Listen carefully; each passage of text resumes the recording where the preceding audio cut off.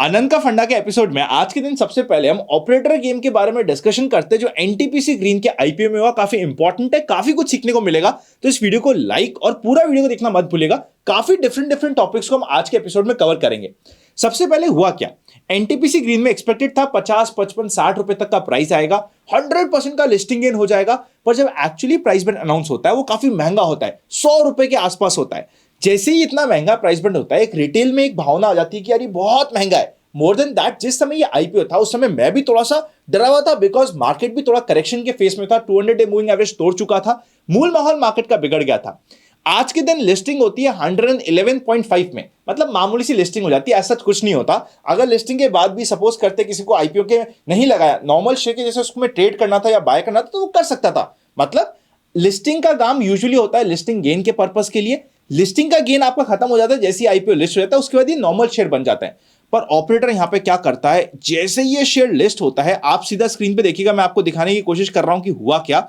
List होते ही ये सीधा भागना स्टार्ट हो जाता है और एकदम सर्किट पे लग जाता है।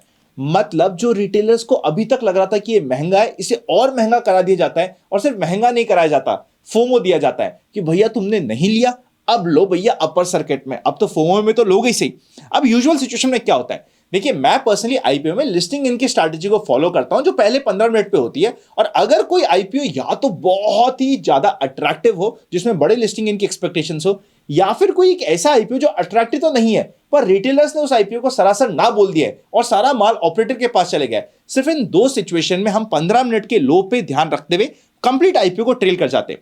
ये पर्टिकुलर आईपीओ सेकंड केस में चले गया जहां पे 2.5 दिन तक इस आईपीओ को पर्टिकुलरली जो एवरेज ट्रेडेड प्राइस होता है उसके ऊपर ऊपर ट्रेल करना इंपॉर्टेंट होता है। यहां पे अगर मैं वो average traded price just for example purpose, education purpose बताऊं तो रफली वो 115-16 के आसपास आएगी, कि मतलब इस लेवल के ऊपर ऊपर ये ट्रेल हो जाता है। यूजुअली ऐसी सिचुएशन में 2 दिन तक तो ये आईपीओ अच्छा करता है, उसके बाद कोई सा भी आईपीओ का स्टॉक हो वो यूजुअली आईपीओ का बेस बनाता है।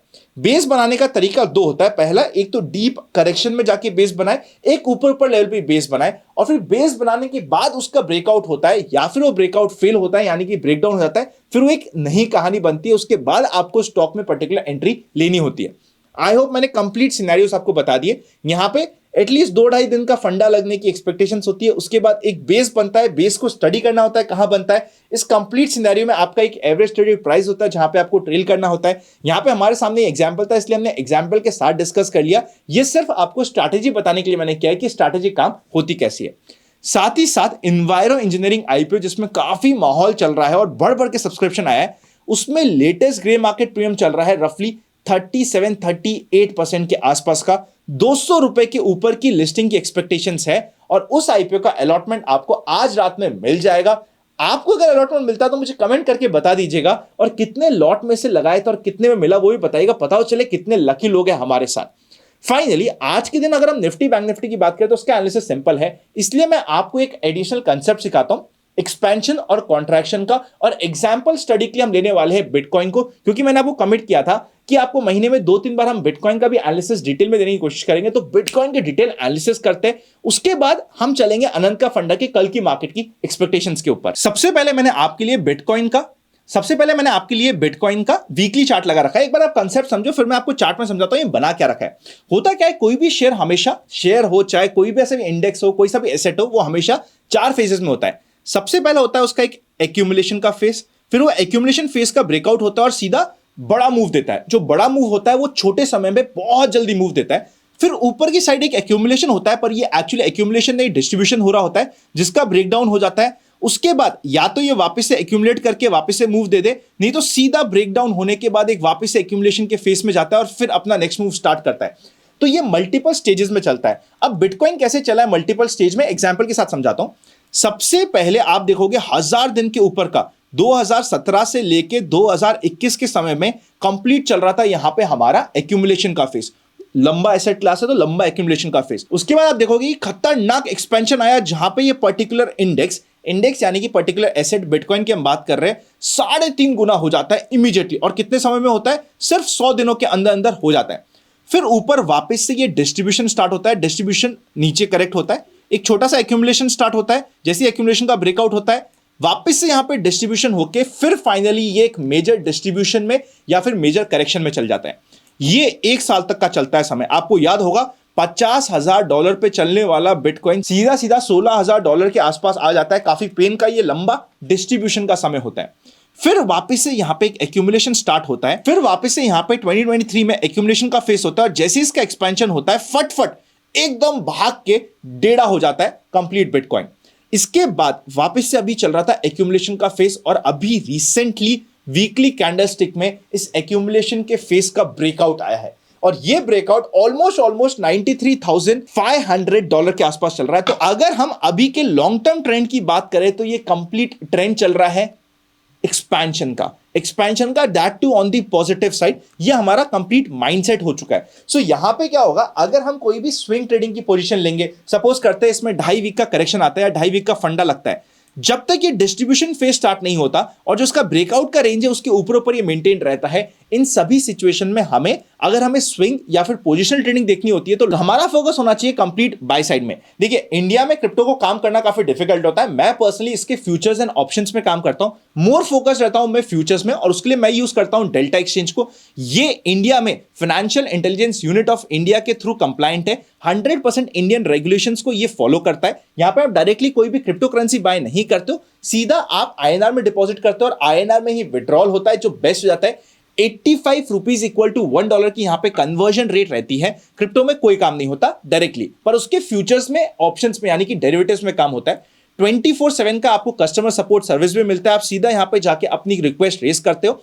अगर आप प्रो ट्रेडर हो, अच्छी तरीके से काम करना चाहते हो, बास्केट ऑर्डर्स लगा सकते हो, स्ट्रैटेजी बिल्ड कर सकते हो, deep in the money out of the money strike में काम कर सकते हो, पीएनएल का बहुत अच्छा एनालिसिस मिल जाता है। वॉल्यूम्स भी काफी ज्यादा बढ़ चुके हैं, आप चेकआउट कर सकते हो रिसेंट में क्या वॉल्यूम्स चल रहे हैं। अगर आप भी अपना अकाउंट डेल्टा एक्सचेंज इंडिया में खुलवाना चाहते हो तो डिस्क्रिप्शन और पिन कमेंट पे आपको लिंक मिल जाएगा, आप जाके चेकआउट कर सकते हैं। तो मैं पर्सनली यहां पे यूज करता हूं इसकी ट्रेडिंग के लिए। स्विंग और पोजिशनल के लिए कंप्लीट एनालिसिस ये बन रहा है कि हमें डिप में फोकस करना चाहिए कि कहां पे हमारी एंट्री पॉइंट बन सकता है, क्योंकि अभी एक्सपेंशन का समय चल रहा है।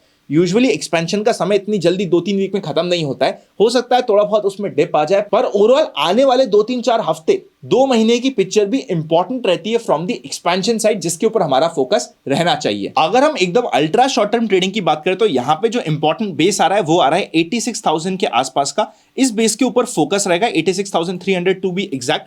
इसके आसपास यहां पे हमें काफी इंपॉर्टेंट रहेगा। जिस तरीके से ये प्राइस एक्शन बन रहा है, यहां पे भी आप देखोगे जो हमारी 10 EMA की नॉर्मल स्ट्रैटेजी वो बहुत अच्छी तरीके से अप्लाई हुई है।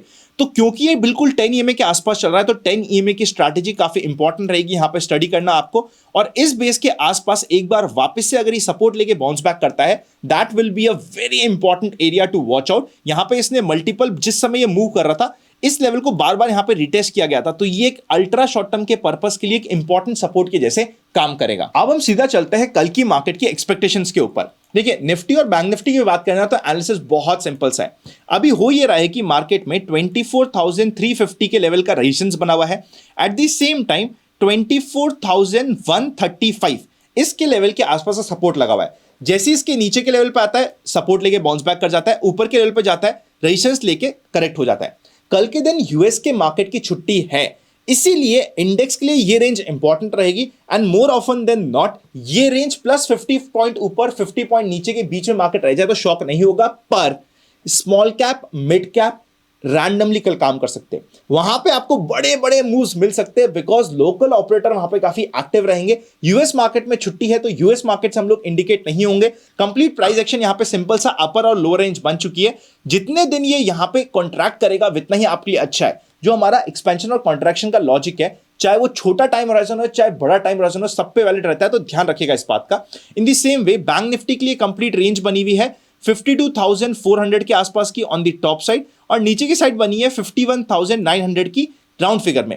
इस रेंज में जिस भी साइड जाता है, बहुत सिंपल एनालिसिस है, कल का हम कुछ नहीं कर सकते, सीधा रेंज पे काम करना पड़ेगा, रेंज के ब्रेकआउट या ब्रेकडाउन पे काम करना पड़ेगा। अगर रेंज के बाहर ही ओपन हो जाता है तो फिर आपको पहले 15 मिनट की कैंडल के लो, अगर सपोज करते हैं ये गैप अप हो जाता है तो गैप अप के बाद क्या इमीडिएटली ट्रेड बनती है? नहीं बनती है, आपको वेट करना होता है। अगर पहले 15 मिनट की कैंडल का लो ब्रेक नहीं होता है तब तो आप ऑब्वियसली इस डायरेक्शन में ट्रेड ले सकते हो, वरना अगर ये ब्रेक हो जाता है तो पूरा रिवर्स करके पूरी की पूरी रेंज में वापस घुसता है। इस स्टडी को ध्यान रखिएगा। वीडियो अच्छा लगे तो लाइक करे बिना मत जाइएगा। डेल्टा एक्सचेंज में अपना अकाउंट खुलाना चाहते हैं तो डिस्क्रिप्शन में और पिन कमेंट में आपको लिंक मिल जाएगा, वहां पे जाके आप स्टडी कर सकते हैं, खुद अपना एनालिसिस कर सकते हैं और अपना अकाउंट खुलवा सकते हैं। डिस्क्रिप्शन में दिए गए लिंक से अकाउंट खुलाने पे आपको काफी एडिशनल बेनिफिट भी मिलते हैं, उसे भी आप चेकआउट कर सकते हैं।